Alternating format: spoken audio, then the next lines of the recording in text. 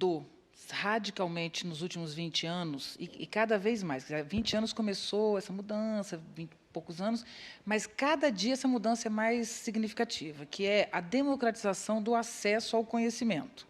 A internet inaugura uma sociedade chamada Sociedade da Informação, mas logo, logo ela vira a Sociedade do Conhecimento. A Sociedade da Informação é quando ainda não tinha rede social. Com a rede social, você não apenas tem um banco de dados disponível nas novas mídias, mas você tem pessoas ao vivo, em tempo real, discutindo questões que vão do meio ambiente a questões da física ou da medicina, da engenharia.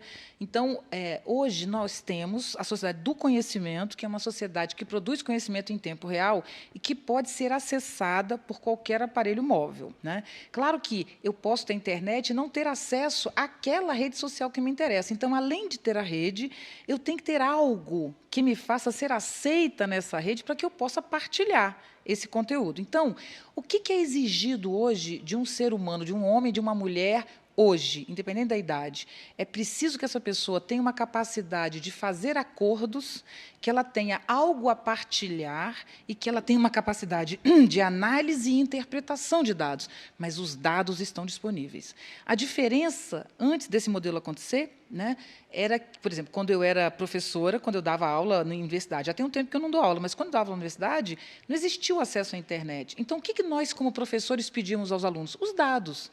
Você tinha que saber os elementos da tabela periódica, você tinha que saber as datas, o ano em que a família real veio para o Brasil. Isso você tem que saber. Hoje, você não tem que saber o ano que a família real veio para o Brasil, porque, com qualquer celular, você acessa esse dado.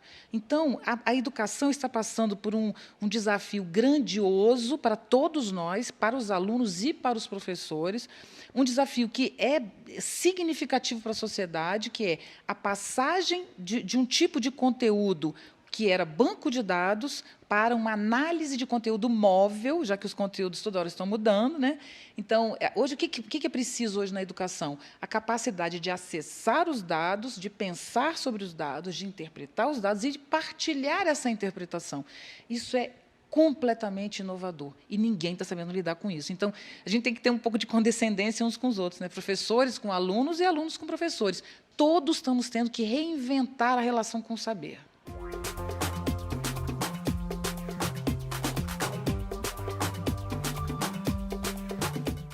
Michel Foucault discute muito na sua obra o fim do autor, a morte do autor. E, quando eu lia isso há 20 anos atrás, eu não conseguia entender o que ele queria dizer.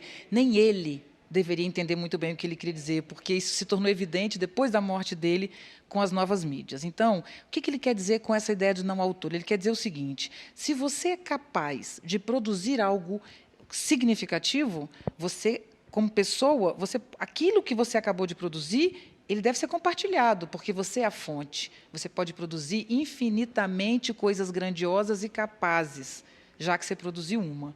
Isso é o seu poder, isso é a sua capacidade móvel e viva de continuar produzindo conteúdo. O conteúdo não pode ser monopólio de ninguém. Então, o que é a exclusão no mundo? Sempre foi a exclusão do saber.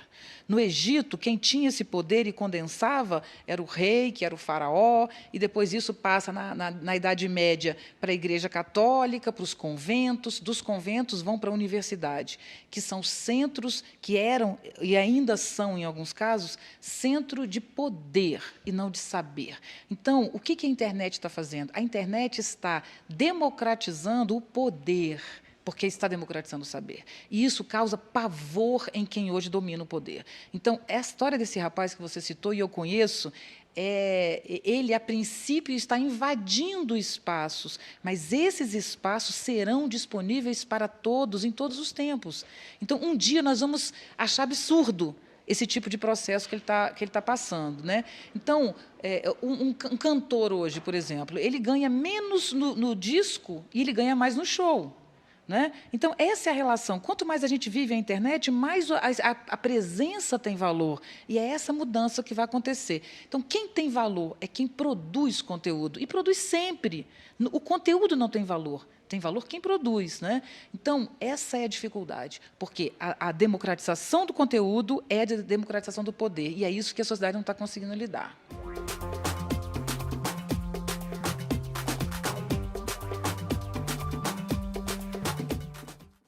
inicialmente, a gente pode dizer que os desafios da sociedade do conhecimento se reduzem à própria acesso ao conhecimento. Então, por exemplo, no Brasil hoje, você tem uma classe C que adquiriu o poder de compra, né?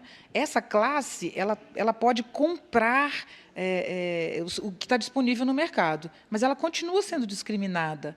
Então, não é ter acesso à compra que diminui a discriminação hoje, é o acesso ao saber.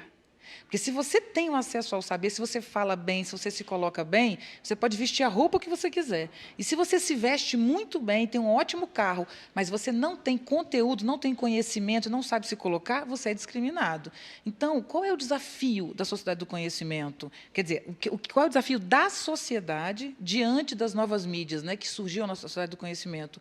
É garantir a democratização do saber, o compartilhamento de conteúdo, é não permitir que haja nenhum tipo de censura, mas não é possível ter censura na internet. É impossível com o mecanismo que ela própria tem. Ela se protege, né?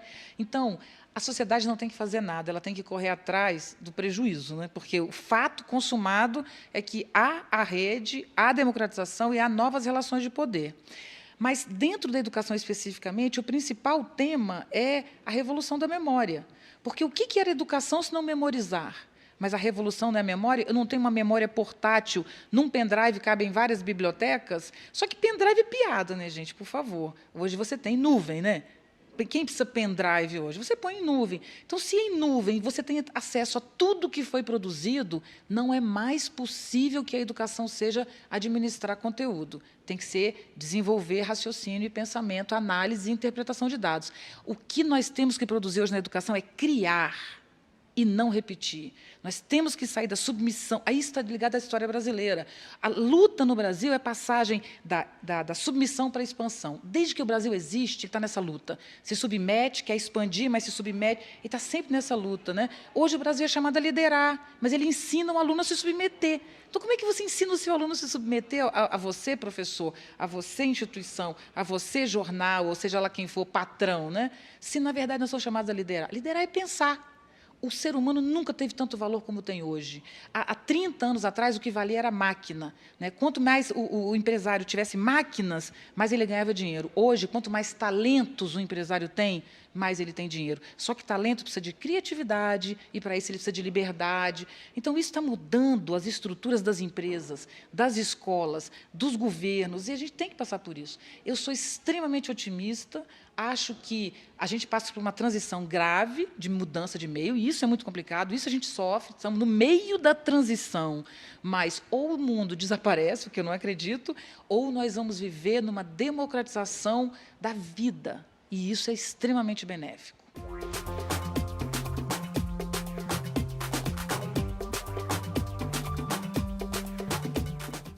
A gente pode dizer que sociedade do conhecimento é sinônimo de rede.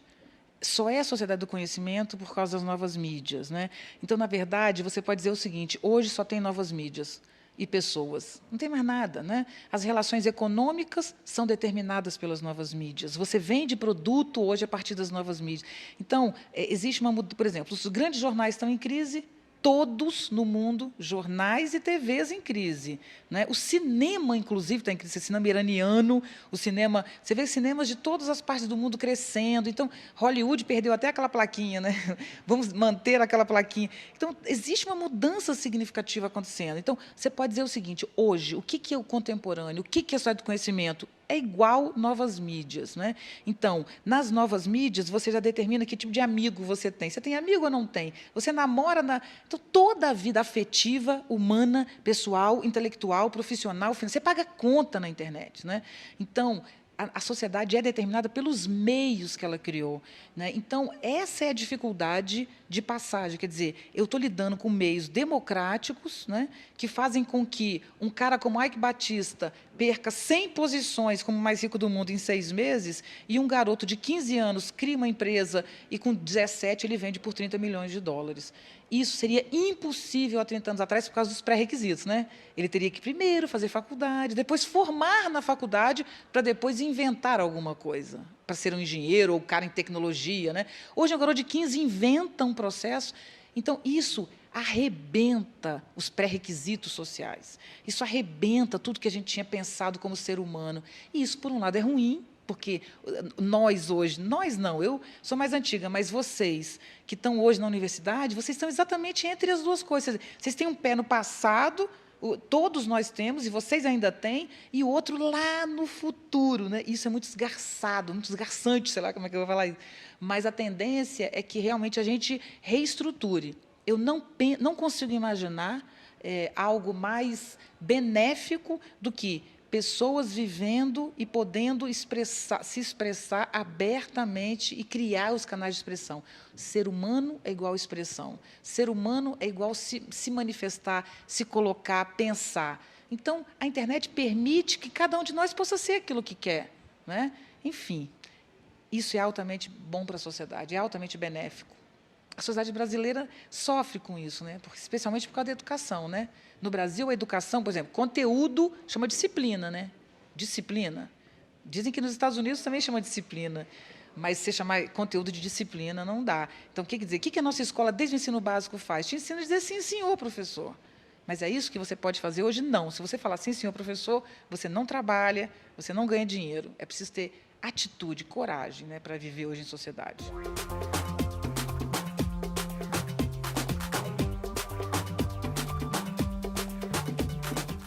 Primeiro, que existe um isolamento da escola brasileira em relação à sociedade. Qualquer que seja o entorno, ela não se relaciona, do ensino básico à universidade. As universidades são os maiores centros de isolamento. A universidade é o lugar que mais precisa ser criticado hoje como educação, porque o ensino básico no Brasil está sendo alvo de muitas críticas e está se transformando, mas a universidade ainda não é alvo de crítica. E isso é o problema que ela está passando. A universidade é tão isolada quanto qualquer outro setor, né, da educação. Então, se você não trabalha para o entorno, como é que você pode formar um profissional? De onde vem esse isolamento? Da universidade vem do centro de poder que ela se instituiu, como ela se colocou, desde os castelos, desde dos mosteiros. Né? E o ensino básico vem de isolar a escola para que as pessoas não pensem, não sejam cidadãos, para que não atuem em sociedade. Tem muito a ver com o regime militar. Então, essa tradição isolou a educação da comunidade, da sociedade. Por isso é preciso repensar. Por exemplo, aqui nessa universidade, existe um novo plano de educação, um novo projeto pedagógico. Hoje nós estamos aqui nessa universidade discutindo com os professores que não estão dando aula hoje sobre o seu saber. Aí eu te pergunto, qual universidade hoje está fazendo isso? Pouquíssimas. Elas não estão entendendo a crise que elas estão vivendo, a necessidade de mudar, não estão passando por isso, elas estão mantendo e reproduzindo, especialmente as públicas, as grandiosas, as mais famosas. Elas mantêm aquele padrão antigo e cobram que o aluno mude, mas elas precisam se transformar. Né? Então, por isso, eu atendi esse convite com maior alegria, porque o que nós estamos fazendo aqui hoje, se não, junto com professores, discutir novas mídias e novas relações. Esse é o caminho da universidade, que é se relacionar com o entorno, com a cidade, com o mundo, com o planeta, e isso no Brasil nunca foi tradição.